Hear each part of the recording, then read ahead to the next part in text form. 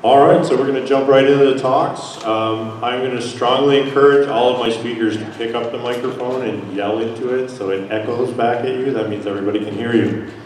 So our first talk today is one of our keynote speakers, Ron Bruch.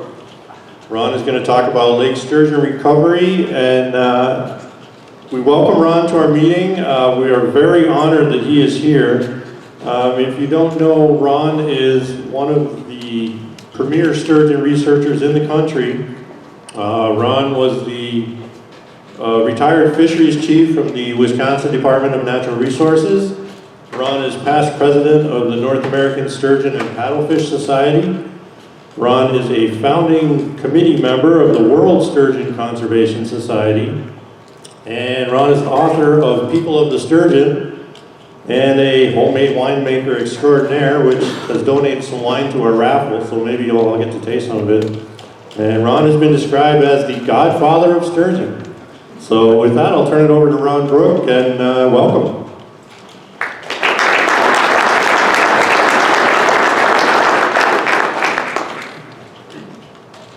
There it's on. Well, thank you very much, Dimitri, and thank you, Tom, for putting together this great meeting.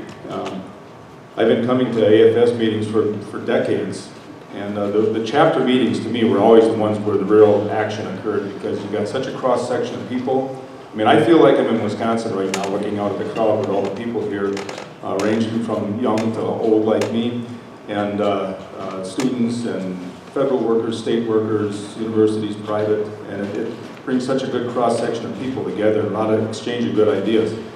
I know when I first was starting my career in the late 70s, I would come to these meetings, and I can't remember ever going away from a meeting and not having a new idea about how to do something or be inspired by something or whatever. I mean, going to these meetings inspired me to go on and get my master's, to go on and get my PhD, and this is where it all really happens on a ground level. So I applaud you all for being here and applaud the nice program you put together. Resurgent sturgeon, this is great. This is right up my alley.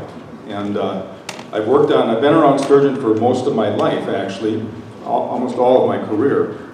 I grew up, I'm a Wisconsin native, you probably noticed the accent.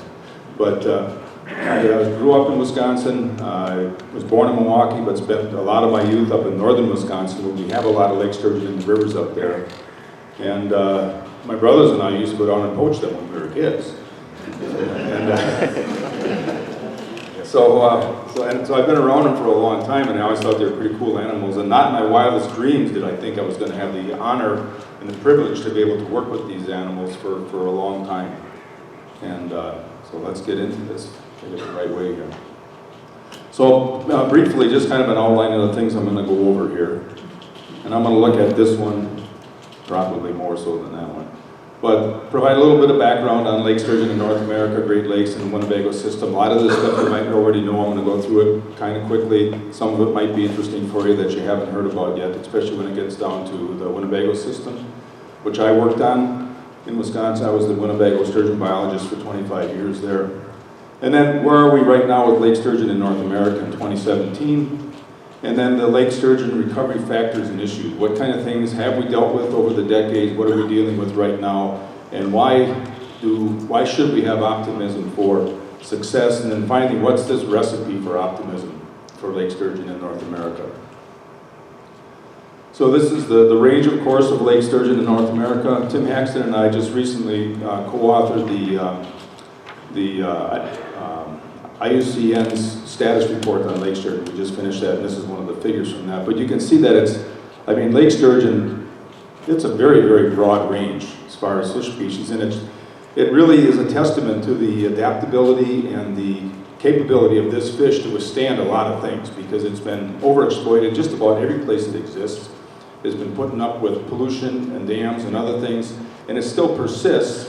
And it's being restored, and there's been a lot of restoration efforts going on, and I'm going to touch on a few of those here in a few moments throughout its range.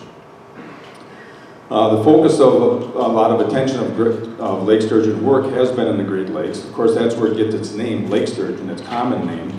Essenpenser fulvescens, somewhat tawny, light brown, named by Raffin-esque.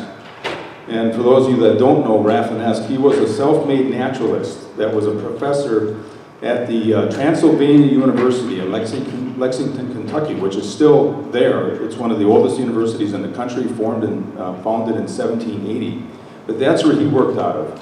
And from what I could find, scouring the literature and Googling and everything else, when he first found Lake Sturgeon in the Great Lakes, he thought that he was going to be naming numerous species of sturgeon. And probably because you see all these different color variations and morphs. You got white ones, you got brown ones, you got black ones, you got little spiny ones, you got big smooth ones. And he thought he was on the verge of being able to put his imprint on a numerous species, because that's what they have in Russia and in Eastern Europe. They've got a lot of different species of sturgeon, but they all end up being one species, Lake Sturgeon. That's a full essence. On the Great Lakes, I'm not going to go into the details because everybody here knows the tragic story on the Great Lakes with the overexploitation and all the other things that happened in the late 1800s. But if we move to the year 2000, when this report was put together on the status of lake sturgeon populations in the Great Lakes, there weren't very many decent populations left at that time on the Great Lakes. We had the Great Lakes strain. We had the Winnebago system on the left, and then what's going on the St. Lawrence River. Those were the only two large ones that were identified in the year 2000. Since then, the population down here that there's been so much good work done on is in the same ballpark as that. I hate to even say it, but it might even be larger than the Winnebago system population. There you go. Is that all right, Jim? But the Winnebago system has sowed its wild oats throughout the Great Lakes. The downstream of Lake Winnebago is only 40 miles of river, but it's 140 feet of drop. At one time, it had to be the most beautiful series of waterfalls and cascades and rapids, and it has names like Little Rapids, Grand Chute, all these different rapids types names. But the fish had gone out into the Great Lakes. Winnebago sturgeon had been captured in numerous Great Lakes. From tagging, we've been tagging fish for almost 70 years on Winnebago. And they have been showing up in different places in spawning runs as well.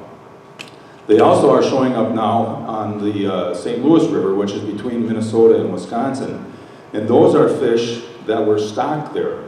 I collected a lot of those eggs back in the 80s of the fish that were stocked from Winnebago strain, because at the time that was the only place we could really get eggs easily was on the Wolf River and Lake Winnebago system. And they were stocked up on the St. Louis River, and those fish are now producing progeny, that they're producing F1 generation on a stock population. There's another one down in Missouri that's happening as well, and I'll talk a little bit about that later. So just some background to some of the things that we see biologically on this fish and from a life history standpoint. Of course, the females in our area, they're considered the trophies, the big ones. We have a fishery, and I'll show you a few slides of that in a little bit. Our spearfishery starts a week from Saturday. But they're the big ones, and the life expectancy, we really don't know for sure how long these animals can live. If you think about it, they've been exploited in most of where they exist, almost all their range. There might be a few pristine populations up in the northern part of Canada, and you're going to hear more about that from Tim Axton later on. But wherever they exist, they've been exploited, and basically they've been cropped. So that most populations probably haven't had an opportunity to really show us their real stuff of how old and how big these fish can really get. We have records of some really big ones and old ones. But we're on the verge now in this century to be able to see once and for all just how big and how old these things can get. So I'm guessing we're going to see fish that are at least 150 years old in another 50 years or so on Winnebago, because we're getting them up to 100 years right now there. And elsewhere might be the same thing. Of course, they first mature at a larger size and a later age. But the important thing to think about on this is that they don't have knife edge maturation, which most fish species don't. But because these fish live so long, the females, it takes them 16 years for one cohort to mature, at least on Winnebago, and I'm sure it's similar in other systems as well. So it's not like they just all of a sudden are all mature at age 21. And then what's really interesting is they don't spawn every year, of course, the males nor the females necessarily. But their spawning periodicity seems to vary, of course, with their condition. If they're in really good shape and they can mobilize the resources and fat to build up the gonads, they'll produce the gravid gonads sooner than later. And so we've seen them on Winnebago system, females, where they'll spawn, some of them in 2 years, not very often. I've only seen 2 in my whole career. But most of them are 3 to 4, and some are 5 or even longer, depending on what kind of health that individual fish is. And then we've been doing fecundity on Winnebago for about the last 10, 11 years. We've sampled over 200 fish now. And the GSIs are incredible on these things, the gonadosomatic indices. The smaller females, 21%, but as you get these great big 180, 200-pound fish, they've got GSIs in the 40% range or higher. So they're just tremendous egg bearers when they get that big. The males, we don't think they live as long because our males are harvested at a very, very low rate on the Winnebago system. It's just the way it works out. And they have every chance to live to a very long, ripe old age. And we're seeing actually a decline in the number of males in the Winnebago system, not because of harvest, but because of old age. And most of our males are less than 100. And so we think that the males have a lower life expectancy. And they also have a late maturation and a protracted period of first spawn. And we do see males spawning every 1 to 3 years. And right now, because the condition is so good on our fish in the Winnebago system, we've got over half the males spawning every year. 25, 30 years ago, that wasn't the case. But that was before gizzard shad exploded in the system. Now gizzard shad have exploded. It's a tremendous forage for these fish in the wintertime, because the gizzard shad die off and they're just vacuuming them up off the bottom. I've taken 3 gallons of gizzard shad out of a sturgeon foregut already. But that pumps them up. We've done stable isotope analysis, and they get nearly half of their carbon from eating gizzard shad just a couple months in the wintertime, these fish. So they can, and we don't have gobies yet. They're 3 feet away from Lake Winnebago, because at the outlet we got a little dam that keeps the whole lake up 3 feet. They're below the dam, but they haven't been found above. Sooner or later they're going to be found above, I'm sure. So I'm interested in hearing the goby talks tomorrow, so we know what to prepare for. But we have a lot of males that will spawn every year, and that's increased since their condition has increased. And the GSIs on the males aren't as big as the females, but that's still 10%. That's a lot of stuff baggage to carry around, you know. So think about it, guys. But just since we're on the Winnebago system, just give it for those that haven't seen this stuff. This is Lake Winnebago. It's 138,000 acres, the upriver lakes. And then there's about 300 miles collectively of spawning river and nursery grounds for young stock that the fish can freely go up into. There's a dam right here in Shawano. That's 125 miles upstream. Oshkosh sits right there. And they spawn at some spawning sites here or up on the Fox River, and we figure the first year of their life in the rivers, and then gradually come down here to the upriver lakes, which are kind of like the teenage beer bar hangout for our fish, where the young stock live. And then eventually, most of them recruit down to Lake Winnebago, where what the Russians would call the fattening up grounds, because that's where all the chironomids and a lot of the gizzard shad are. And then when they mature, they start the cycle all over again. But right now, we estimate about 25,000. These are adult fish, adult males, and 18,000 adult females. So each spring, given the recurrence of annual spawners of males, we have about 18,000 males and about 4,500 females running up the rivers each spring. Now most of those fish are already out of Lake Winnebago. They move out of Lake Winnebago when they pre-stage in the upriver lakes, the 3 lakes upstream, and in the rivers. The river from here all the way down to here in these lakes are full of gravid pre-spawn fish right now. And they spend the entire winter there. There's a few left in Lake Winnebago, but not many. But they stage here, and then about the 3rd week in March, when things start breaking up a little bit, they start moving upstream and getting ready to move on to the spawning grounds. But when they move on to the spawning grounds, it provides an opportunity for us to get our hands on them. They're literally right at your feet. And anybody that would ever want to come over and see that, you're welcome to come to Wisconsin and see that any spring. The hard part is picking the date, because for everybody that works on sturgeon, you know you cannot predict exactly when they're going to start spawning. It's really difficult. But when they do start, it's really quite a spectacle. And thousands of people come out to watch them and watch us. But we get our hands on the fish, and we're able to tag them, check the sex, tag them, and we've been using pit tags since '99. Monel metal tags were used since from 51 to 2003, and now it's all pit tags. And very, very good retention with the pit tags. And the crews tag about 1,500 a year. And from that, we can estimate the population size and exploitation. Now, because we're able to tag so many fish, and we have a really good recapture mechanism with the harvest, the checking fish in the harvest, we can get excellent data for doing population estimates. But the really important number, I'll point at this one now. The really important number is this right here.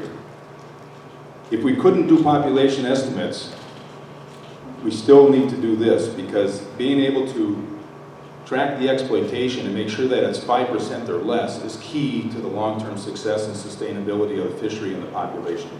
Done a bunch of modeling on this, and basically if we start going over 5%, that's when we start driving the population down to an unacceptable level. So in the spring, when we have our hands on fish, we're able to collect eggs, and we used to do it this way. That's me doing this is in about 1986, I think, cutting a female. And we used to make an incision to get the eggs out that way, but not all the females would be ovulating. We'd have fish that would cut, we couldn't get anything out, and you got to sew them back up. You got to hold them in the water and wait for them to recover.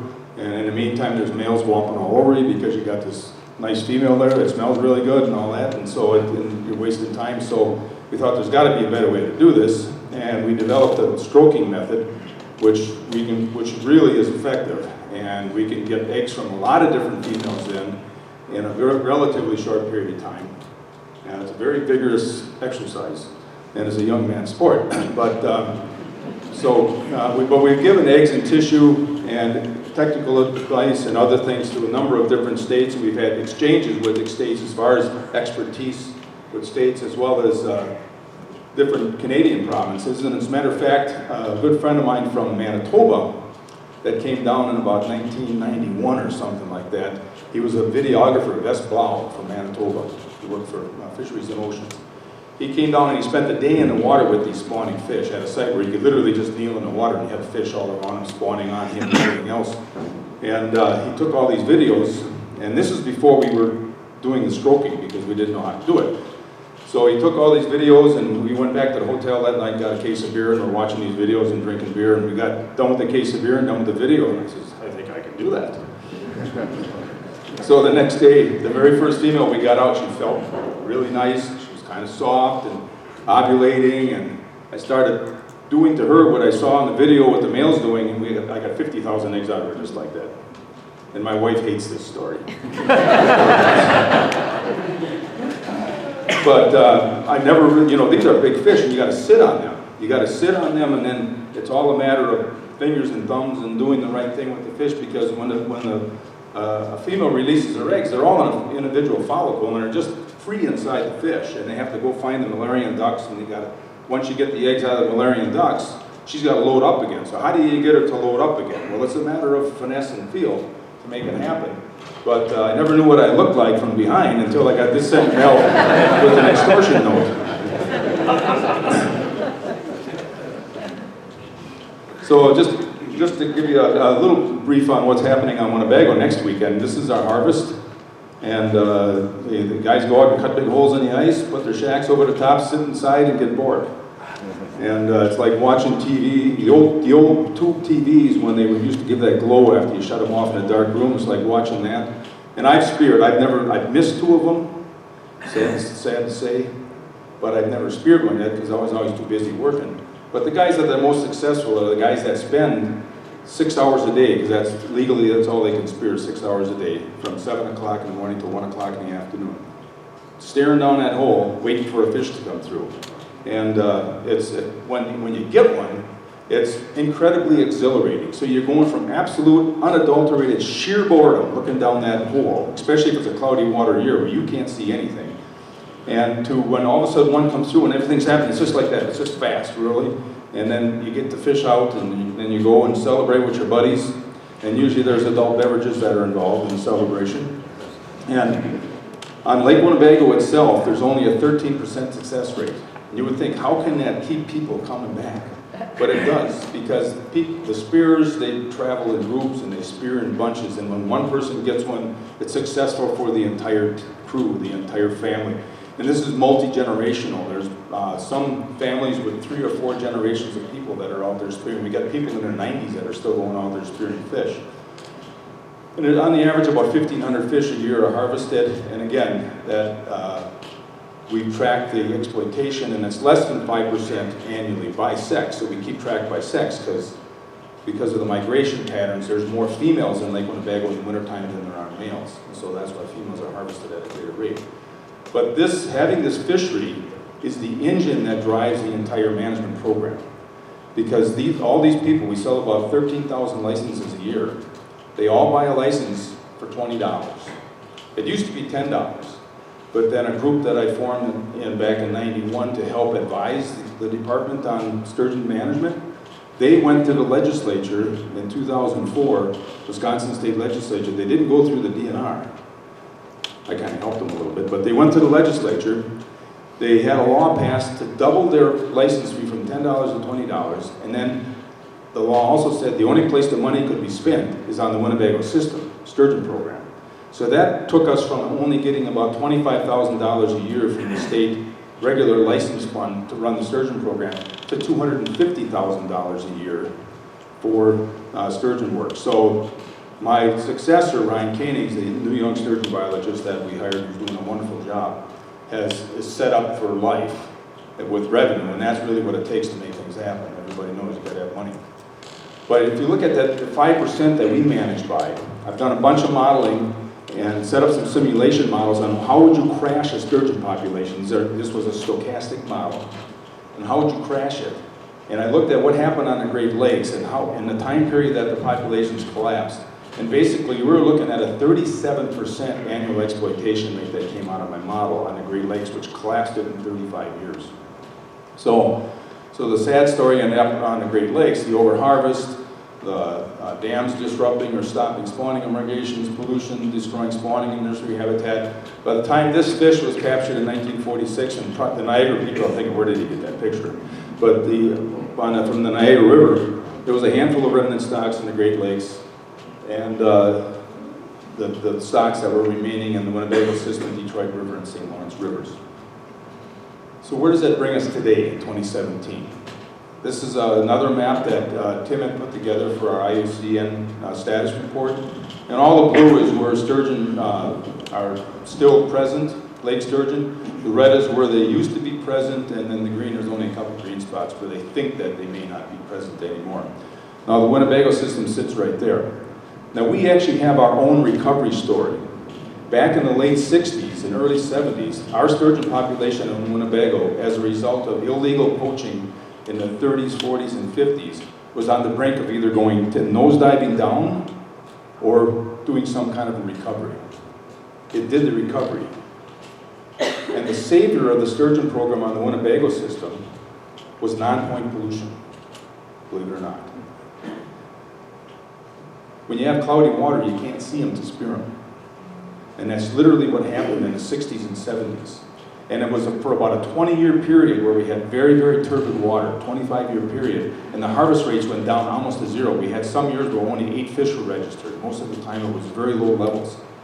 And we had mandatory registration since 1954, so we have really good numbers. But that, as well as a change in people's attitude about sturgeon because of other things that have happened that I'll talk about in a moment. So we already mentioned that we have the St. Lawrence River. We also have a population down here of fish that were stocked from Winnebago down in Missouri and the Mississippi River, which are now Winnebago fish that are spawning successfully down there. And then there's a population that's building down here in Georgia in the Tennessee Valley area, Tennessee Valley Authority reservoirs and sections of river down there. We've been working with those folks for about the last 15 years, and they're growing really well, and they've got their first males that are mature down there right now. So that's happening. But then there's a lot of work that's going on, and this is not everything in sturgeon recovery, but some of the highlights. There's a lot of sturgeon rearing trailers that are being used, especially on Lake Michigan, and there may be some in the other areas that I'm not familiar with. There's also the excellent work that I'm looking forward to hearing about here in New York, on the work that you folks are doing with recovery. And then we've got other recovery programs in Wisconsin, as well as I know there's recovery programs going on in some of the Canadian provinces as well. So there's a lot of stuff that's been happening with lake sturgeon, especially recovery-wise in the last decade, 20 years, and even going back 30 plus, 35 years in some areas.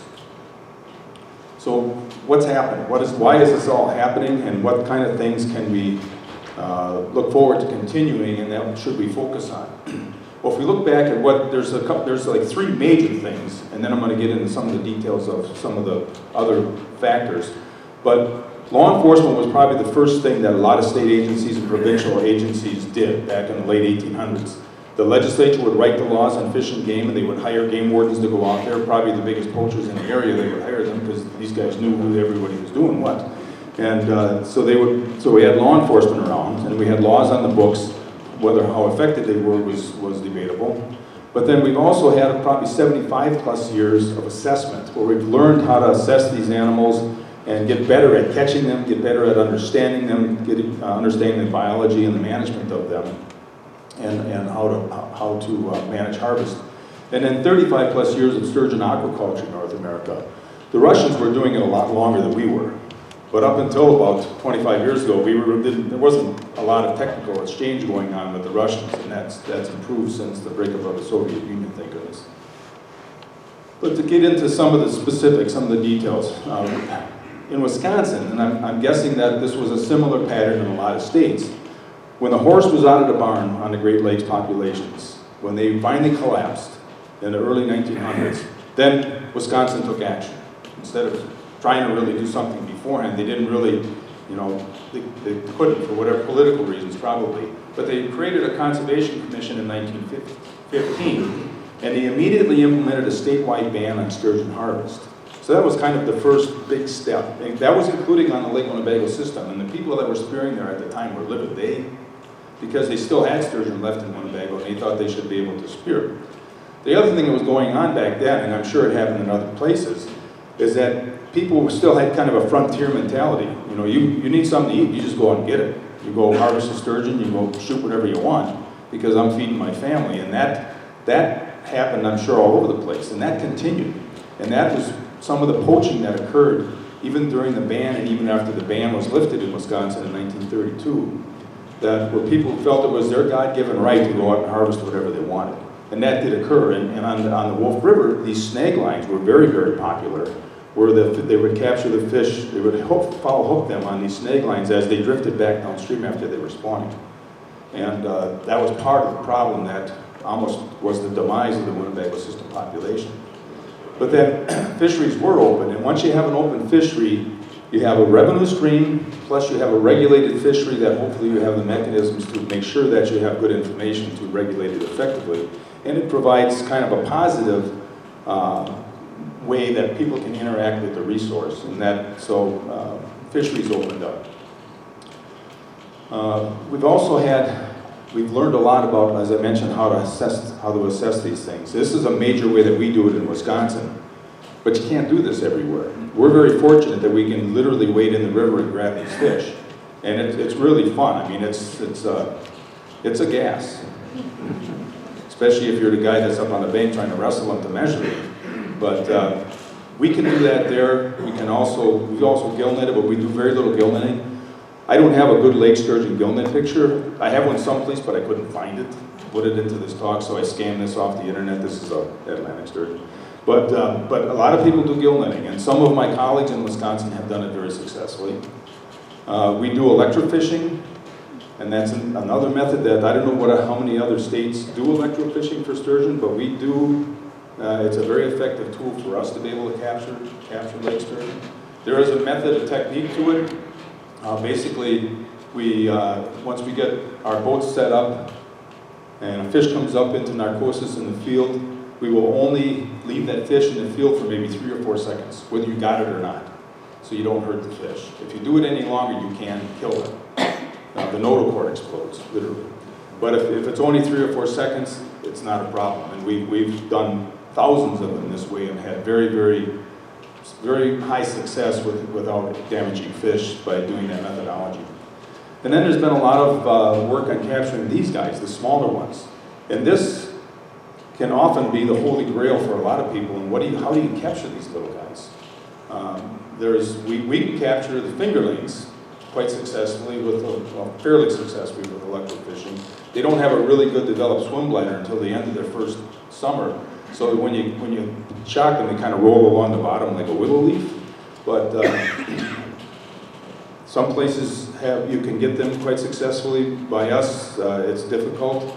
There's been some really good work up in Winnipeg by Cam Barth, where he's been able to find fish like this in the deep rivers up there, and the deepest part of those rivers with gill nets. We tried that on our system, it doesn't work, so one size doesn't fit all, but there is progress on this front with assessing these little guys. Harvest assessment, I already mentioned, this is a typical line on a clear water year on Lake Winnebago at one of the 11 registration stations. The only thing missing from this picture is usually the partner of a guy with the fish has a case of beer that he's kicking along as they're waiting in line. And you want to see a happy person, it's a person with a sturgeon and a case of beer. I was working at this site, this is called Wentz, it's on a very popular registration site, about 15 years ago, 20 years ago maybe, and that's when they could spear until 7 o'clock at night. And it was a clear water year, and there was a line of people. Back here is where the registration is, and there's a scale hanging from a pole back here. Well, out here is the lake, so out here is the lake. And there was a line of people into the darkness that was probably a quarter mile long. And they're all kicking their case of beer, and they're kicking their fish, and they're coming up, and they're all happy. And right under, we had done like 400 fish at that site that day. And underneath the scale was like a pool of slime. And one great big guy come up, most of them are big guys, but great big Wisconsin guy come up, and he's got his sturgeon, and he's hanging it up, and he's been hanging his fish up on there, and he slipped and he fell into that pool of slime. He loved it. All his buddies are egging him on, and he's rolling around in it, and he's getting it all over himself, and everybody's clapping, and this was like at 9 o'clock at night. And but that's the culture of sturgeon in Wisconsin, so you should come sometime. It's always the second Saturday in February, and everybody's welcome to come. Out-of-state license is only $65. So, but having good harvest assessment is absolutely critically important. If you have a harvest, you got to know how many of them are taken out and what percentage of your population is being harvested, because they are so vulnerable to overexploitation.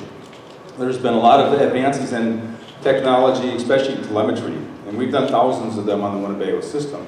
And the information that you get, if the project is set up right with the right objectives, is absolutely phenomenal. We've learned a lot about our fish, and I'm looking forward to the telemetry talks that are here as well. One thing that every fish that we open up, we sex and stage that fish through that little hole right there to make sure that we know what the sex and stage is, because that helps you interpret the data. You're really flying blind if you don't have that information.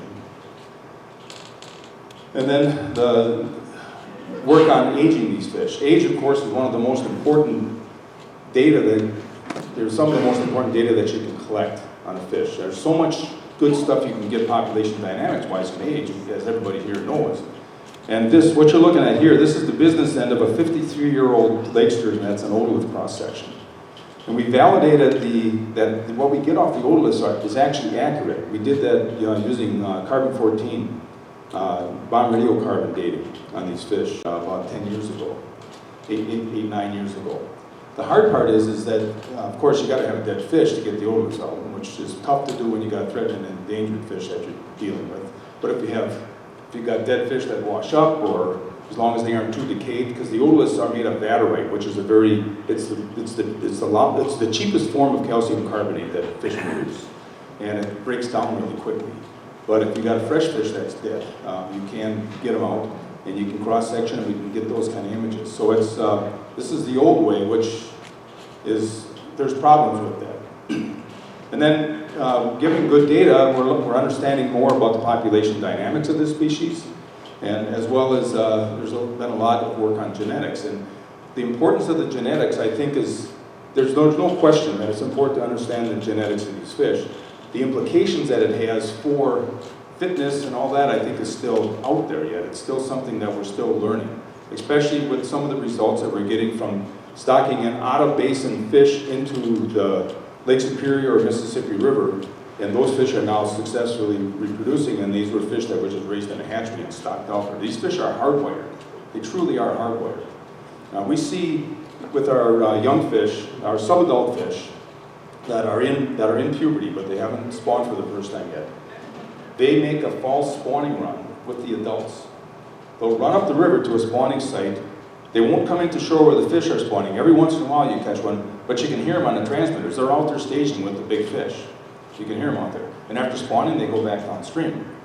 We raised fish in the lab from egg up to that sub-adult size and stocked a couple dozen of them with transmitters in a week before the spawning period. We put them down in the lakes. They all ran up, they never had a whiff of the Wolf River ever before. They all ran up the Wolf River the same way as the wild ones did, and staged off the spawning areas and then went back downstream after. So these fish have some hardwiring that we don't completely understand yet. So aquaculture and stocking is a very, very important tool. Techniques were initially developed in the 70s, in Wisconsin anyways, by Fred Benkowski and Don Sestrova. And whether you're stocking off a truck or stocking out of a streamside mooring facility, it's an important tool that is being used all over the place, and good advancements there. And public awareness and involvement. If you don't have the public behind you and understanding and getting excited about it, you're probably not going to be as successful.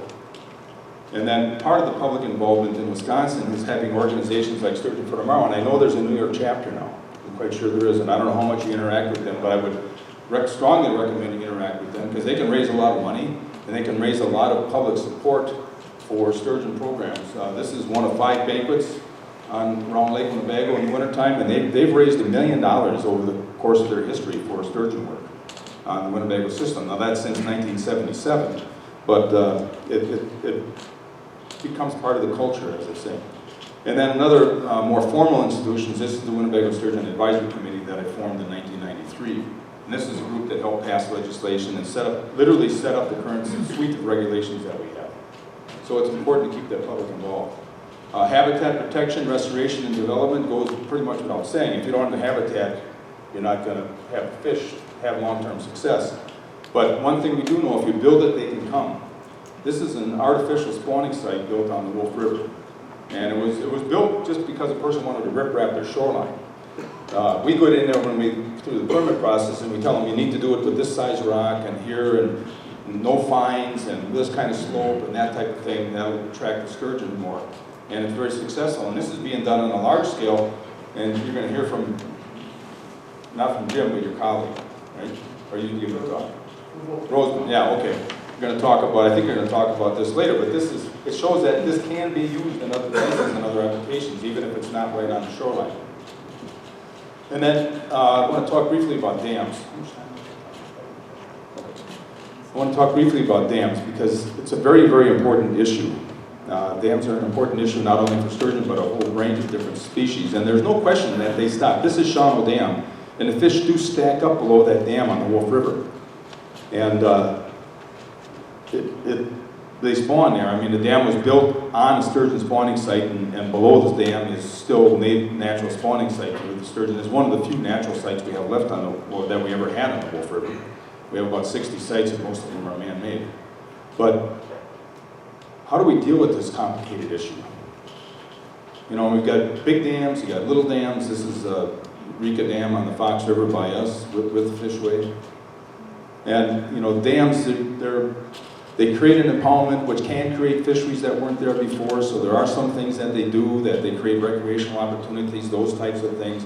There are hydro dams that produce electricity, but yet, you know, there are people that don't like dams, and for a whole range of reasons, and some of them pretty good reasons. So, you know, how do we deal with this? But dams also now, especially on the Great Lakes, are stopping a lot of different things from going further upstream. And so that brings another whole kind of view of dams into the picture here just in the last 10 years. And this is something that we've been dealing with in Wisconsin now is okay, maybe they're not all bad. You know, maybe they're going to be stopping some things we don't want further up in the watershed. This is our little fishway on the Fox River, just upstream from Oshkosh. And it's just a low-head dam. It was part of a core navigation system on this river. Here's the fishway. We put rocks in here to get rid of the boil that was below the dam, which was basically a drowning machine. And the fish, we put a wing deflector right here, and it blows the water along this shoreline. The sturgeon spawn all the way along here, all the way through the fishway, and then they continue upstream. So they hadn't been able to get upstream for about 50 years. since they fixed the dam back in the 50s and early 60s. And then we put the fishway in 1988, and they successfully can get up again. But I get the point is, with this slide, is that you can make them work. So if you really need to get fish upstream, you can get them upstream one way or another with a fishway or other methods. And so it kind of begs a more practical management approach where the government and the users identify the issues and set resource management objectives for river sections above and below a dam. And then let the management objectives, what do you want for fish and habitat above the dam, below the dam, and let those management objectives drive the agreed upon actions and prescriptions. And if the objectives call for the presence or AIS absence of certain species of fish or an organism above and below the dam, then look at the full range of alternatives. And look at them from biological, technical, economic perspective, and then make some recommendations. And so basically going away from fishways as an objective, we're going to build a fishway because we want to build a fishway, to fishway as a prescription. This is in our opinion, this is the best alternative right now, the most cost-effective best alternative. Build a fishway or do some other things. Just to give you very briefly a real-life example of how we're addressing this in Wisconsin, addressing an AIS issue. This is the Wolf River, Oshkosh, the Shawano Dam here. The 10-mile river above Shawano Dam is the last section of river that Sturgeon used to be able to access before the dams went in. So we've got 125 miles of river there. There's that section blown up. This is the Menominee Indian Reservation up here. You've got this dam built in 1890, this dam built in 1920, and then that section of river that Sturgeon haven't been in for over 100 years. So how are you going to get Sturgeon there?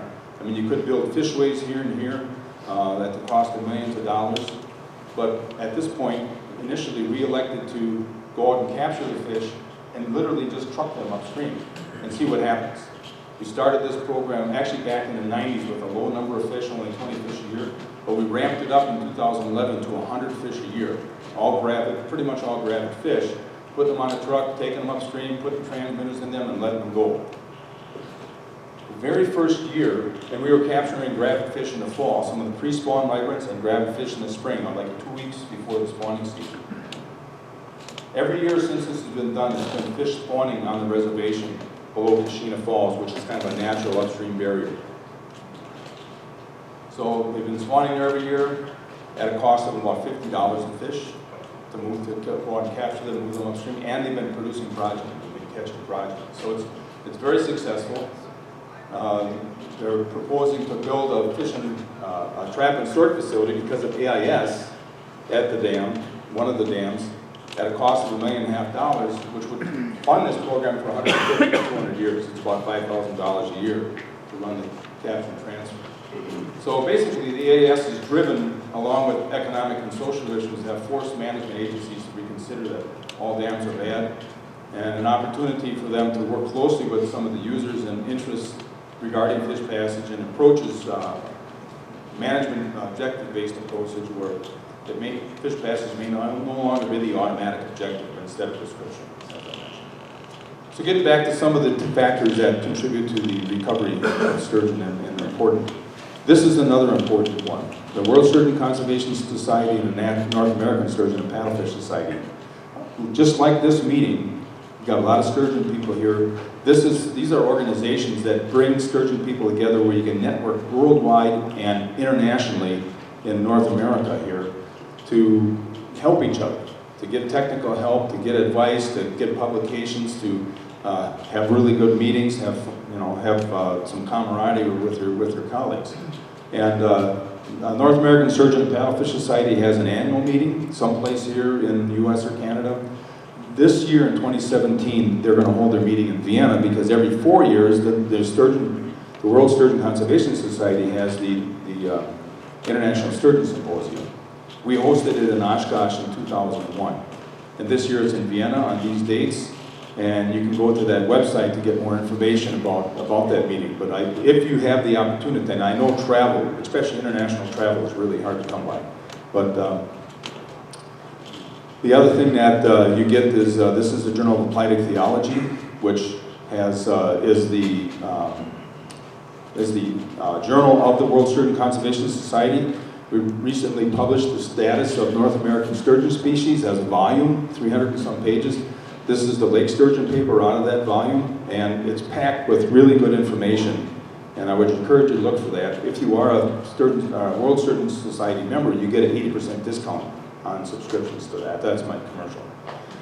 So anyways, here's the final slide, recipe for optimism. We've got population and assessment and sound research going on. A lot of really good work going on, and like I said, I'm looking forward to hearing about your good work today. Harvest assessments, we know what we have to do for harvest assessments. Stocking, whether it's off a truck or from trailers, we're learning a lot about that. We know it can be done and done successfully. We know how to get good survival on these fish, how to mark them for long-term management purposes. We know how to build habitat for these things, what kind of habitat they require. There's all kinds of different indices that have been developed. People understand a lot more about that. We can restore these fish to places that they haven't been for decades through various techniques. Law enforcement, I think, is always going to be out there. And public involvement. More and more, there's more interest. We started with one chapter of Sturgeon for Tomorrow in Wisconsin. That grew to 5. Now there's, I think, 2 or 3 chapters in Michigan. There's a chapter in New York. There's more of this stuff going on. More people are interested in sturgeon. Education. Kids especially love sturgeon. When we're taking fish in the spring of the year, they all come up and you want to touch the sturgeon. Yeah, they all come up and they touch the sturgeon and they look at their hand like, oh my God, what did I just do? And then we tell them, rub that on your mom, and they always do that. And then patience, because it takes a long, long time to make this happen. When I used to give this talk, right up in here, I used to have a 150-year dream. But I think it's less than that. I think we can do it in 100 years or less with some of the tools we have at our disposal. And that's why I think we all need to be optimistic, because everybody's in here that's working on sturgeon knows what amazing animals they are, how much fun they are. And we can portray that to the public, get the political and the fiscal support to make this all happen. It's happening, and because of you, it's happening. So that's a picture of me with my first illegal sturgeon when I was 10 years old. That's in my grandma's living room. And that's a picture of me with about my 15,000th one that I handled, and that was about 10 years ago in my career. So, thank you very much.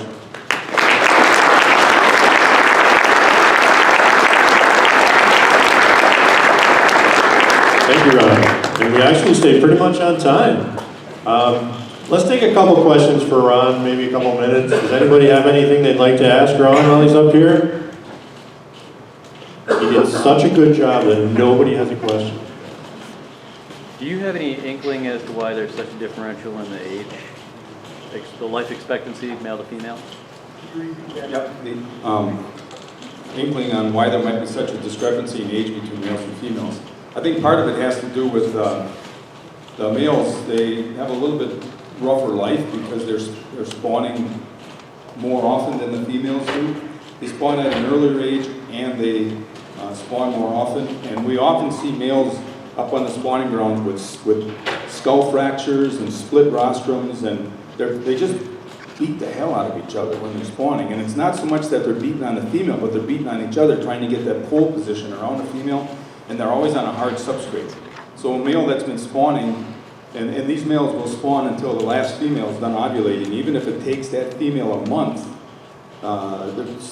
You hear about the first and second runs or third runs of lake sturgeon. What we see is that some females will spawn at a lower temperature, or other females at a higher temperature. It's kind of a heating degree day thing.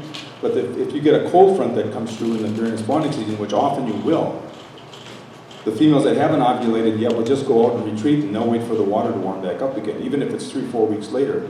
The males will stay there with her. So they've already beat themselves up really bad. They'll wait for another month and beat themselves up again when the next batch of females comes. So I think that's part of it. They have a little bit rougher life. And it's just part of the critter, I'm guessing, is that the females get to live longer. It's really not unlike humans, too. Right. You go to any nursing home, and there might be 2 guys in there, and there's 30 women. And the 2 guys are looking at each other, wow, now what are we going to talk about? One more question for Ron. Wonder if you could comment just briefly again on the contrast between prescription and objective of the Yeah, comment on the prescription and as objective as far as like passage. Yeah, I think so. Yeah, I know in my agency, and I'm guessing it might be like that in other places. Historically, the paradigm was, if there's a dam there, we either remove it or we put passage in. That's the objective. But now AIS has kind of forced our hand to look at, well, what do we really want to accomplish here? We've got dams in Wisconsin where we have really active lake sturgeon populations above a dam, where they're under order to put passage in, because there's lake sturgeon below the dam too, but you already got fish that are well established above. So what are you really trying to accomplish? Maybe there's other species you want to get up there, but maybe you should look at, well, what other methods might there be? Maybe capture and transfer, maybe stocking, other things. So it just forces kind of a more common sense, management-driven, objective-driven approach to solving a problem, as opposed to just jumping right to, okay, we got to put a $7 million fish elevator in here, or a $3 million fish passageway. That might not even work. The fish elevators, if you talk to the Russians, and I've talked to them a lot, they have a lot of fish elevators in Russia, and they don't work all that well for their species over there. They're lucky if they figure if they get up 10% of the fish that are moving up above that dam to use the elevator. So there's things that we should take into account, and just making a little bit more practical approach. All right, thanks, Ron. Another round of applause for Ron.